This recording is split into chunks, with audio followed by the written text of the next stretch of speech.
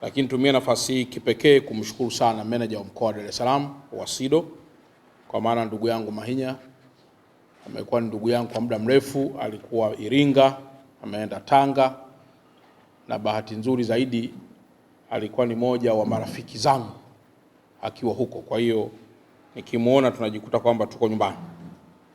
Lakini pia mjomba wake kabisa alikuwa ndio headmaster wangu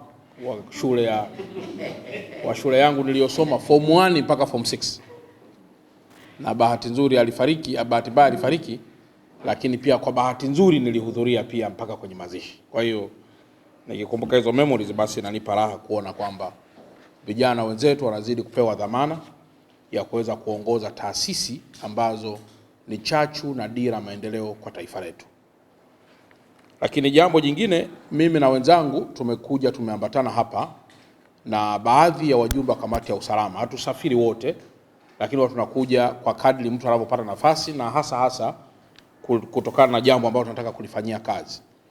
Kwa hiyo pia tumekuja na wenzetu ambao wanahusika na masuala ya biashara, kumwakilisha katibu tawala wa mkoa, kama ambavyo wamekuja wakuu wa idara kutoka kwenye idara mbalimbali zinazohusiana na masuala ya biashara kutoka manispaa au kutoka Ilala. Kwa hiyo kwa ujumla wake ni kwamba tukiona SIDO kwetu, na hasa nyakati hizi, tunaona mapinduzi makubwa ya taifa letu. Mataifa yote yaliyokuwa, mkienda nchi za Europe, mkienda nchi za Asia, mkienda nchi na pamoja na nchi zingine, mtagundua kwamba msingi mkubwa wa revolution ambao waliifanya wakafikia walipofikia, revolution ya kwanza na kubwa ilikuwa ni viwanda. Viwanda ndio ilikuwa ni jambo kubwa sana katika mataifa hayo, na ilifuatiwa ama ilitanguliwa na mageuzi na mapinduzi makubwa katika sekta ya kilimo. Na huwezi kuwa na sekta ya kilimo ambacho kiko mechanized kama haujaweza kujimarisha katika masuala ya viwanda. Kwa viwanda, industrial revolution ndio ilikuwa msingi mkubwa wa mapinduzi makubwa sana viwanda ya uchumi katika mataifa hayo. Ukienda leo China, ukienda Europe, ukienda mpaka Eastern Europe, kote huko viwanda vingi vimejengwa na viwanda vingi vimeanzishwa kwa sababu ya mapinduzi ambayo mataifa hayo yalidhamiria. Lakini nyewe mnafahamu kwamba kuwa na kiwanda ni namba moja, kuwa na teknolojia namba 2, lakini kuwa na well prepared human capital ni jambo la 3. Sasa na sisi tukiitazama SIDO tunaiona kama nguzo ya kutrain na kuiandaa human capital ambayo inaweza kuleta mabadiliko ya kiuchumi katika taifa letu. Na ndio maana hapa manager anasema wapo baadhi ya watu ambao wako kwenye mafunzo.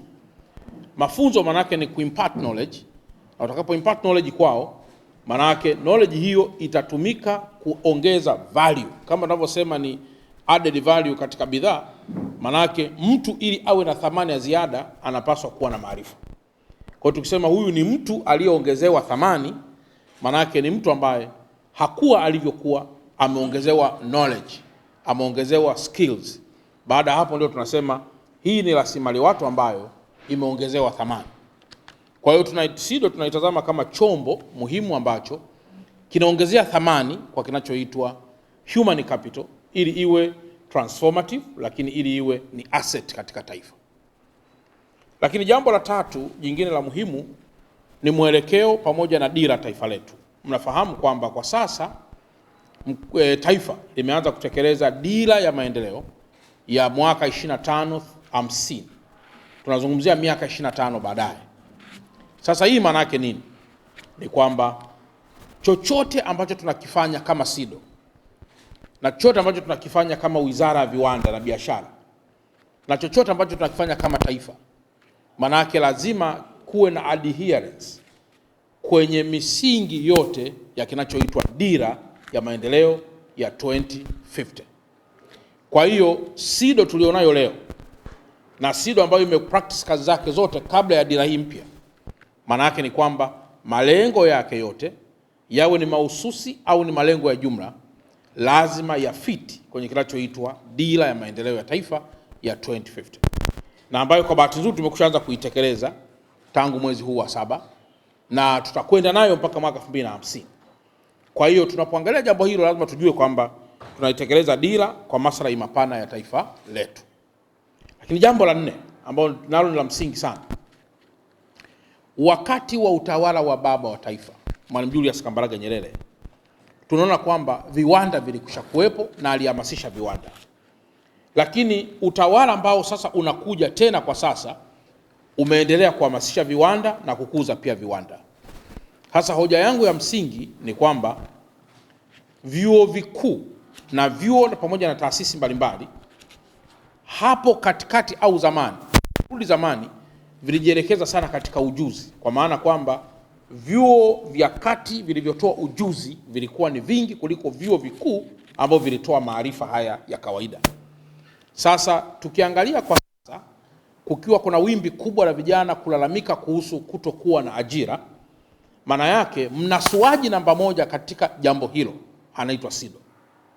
Kwa SIDO inaweza kuwa ni instrument mojawapo ya kunasua tatizo ambalo linaweza likawepo. Tukizungumzia changamoto ya ajira kwa mwanafunzi aliyemaliza chuo kikuu mwenye bachelor degree ya aina yoyote, maana yake namna pekee ya kuweza kujinasua ni kuongezea thamani kwa skills ambazo zinaweza kutolewa na wenzetu wa SIDO.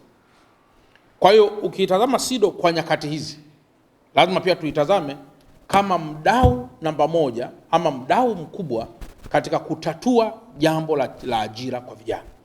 Namna gani tutatatua janga la ajira? Ni kwa kupandikiza taaluma, ni kwa kupandikiza skills mbalimbali kwao, kama ambavyo sasa mmekwisha endelea kufanya. Na jambo la 5 la muhimu ni kwamba tunapozungumzia viwanda tunazungumzia mambo kadhaa. La kwanza, tunazungumzia watu. 2, tunazungumzia teknolojia. 3, tunazungumzia facility yenyewe, kwa maana kama ni mashine au ni kitu gani. Lakini 4, tunazungumzia bidhaa.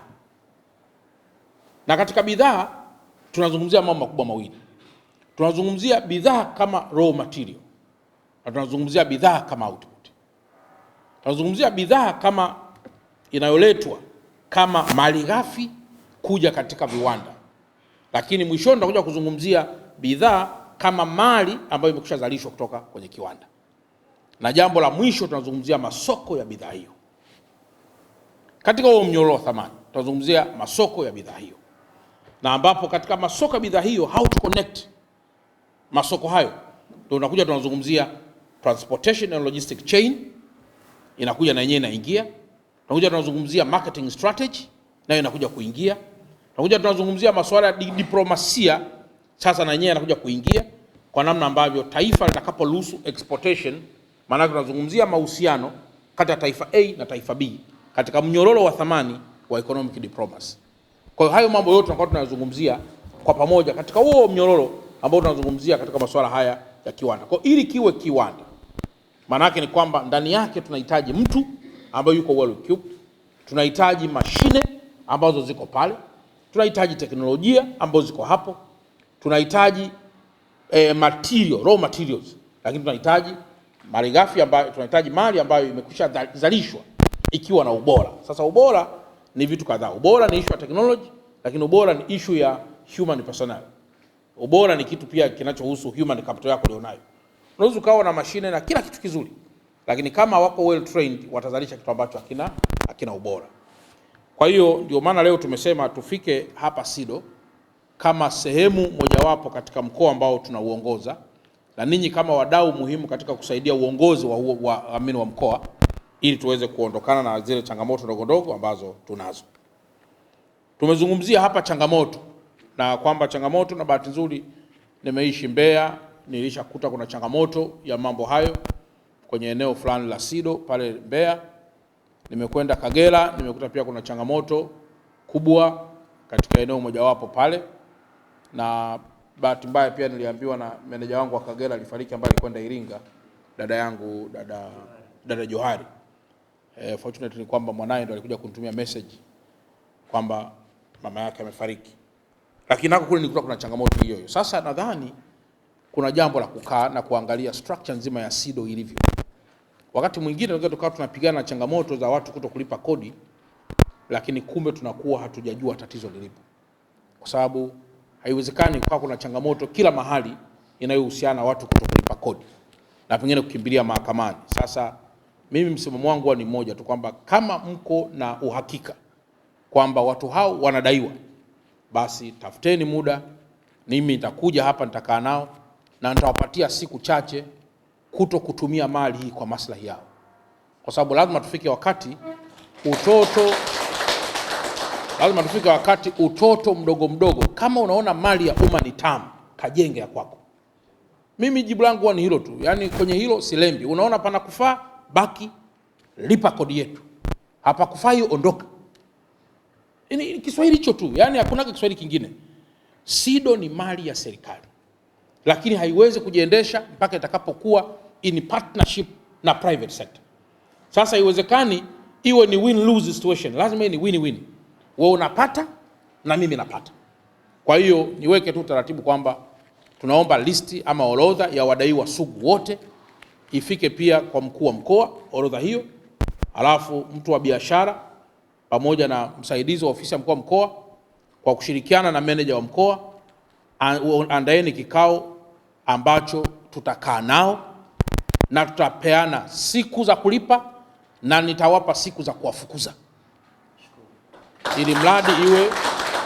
Na kama wanaiona mahakama ndio kimbilio, mimi msimamo wangu uko pale pale.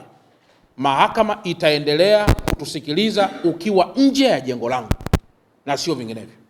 Mahakama itusikilize ukiwa nje kule na sio hapa ndani. Na hiyo ndio msimamo. Na huo ndio msimamo kote. Nakumbuka Mbeya ilikuwa the same, Kagera ilikuwa the same, na bahati nzuri kabla tujamaliza pale nikahamishwa, ambao ni kitu cha kawaida katika utawala. Kwa hiyo watu tuwafundishe kulipa kodi za umma. Na ukikuta mtu anafanyia biashara kwenye eneo na halipi kodi, anaruhusiwa kabisa kushtakiwa kuwa anajipatia fedha kinyume na utaratibu, yani ambayo ni uhujumu uchumi wa taifa letu, kwa sababu unajipatia pesa kinyume na utaratibu. Na kwa mantiki hiyo, hata ofisi ya mkuu wa mkoa Kilawe mtaandaa pia jopo la wanasheria wetu, watakuwepo pia kwenye mkutano huo, ili kipenga katakapolia ni kesi na makimbizano na kuondoka. Hatupende watu wa namna hiyo. Na kama kuna mtu atapiga simu yoyote, mwambie apige simu. Mwambie apige simu popote pale. Watu wengi wanatutishia, tutapiga simu Ikulu, afu mimi wananyamaza. Mngejua nilikoapishiwa ni wapi, msingepiga. Mimi nimeapishiwa mnakopiga simu. Sasa unapiga simu ya nini? Na kule tunapewa miongozo, kasimamieni mali za umma kwa maslahi ya watu. Sio kasimamieni mali za umma kwa maslahi yenu. Kasimamieni mali za umma kwa maslahi ya umma na sio kwa mtu mmoja mmoja. Kwa hiyo hilo nadhani itakuwa ni jambo dogo, na nataka nikupe assurance kwamba kwa sasa linaweza lisiwe tatizo, kwa sababu maeneo haya tena ikiwezekana baada ya hapo ni kodi ilingane na huko nje. Kodi ilingane na huko nje. Kama bwana sasa unatakiwa kulipa kule, kama una adabu basi angalau tukupunguzie kidogo ili uweze kulipa hii ambayo inakubalika. Na maeneo haya nataka niwatoe wasiwasi.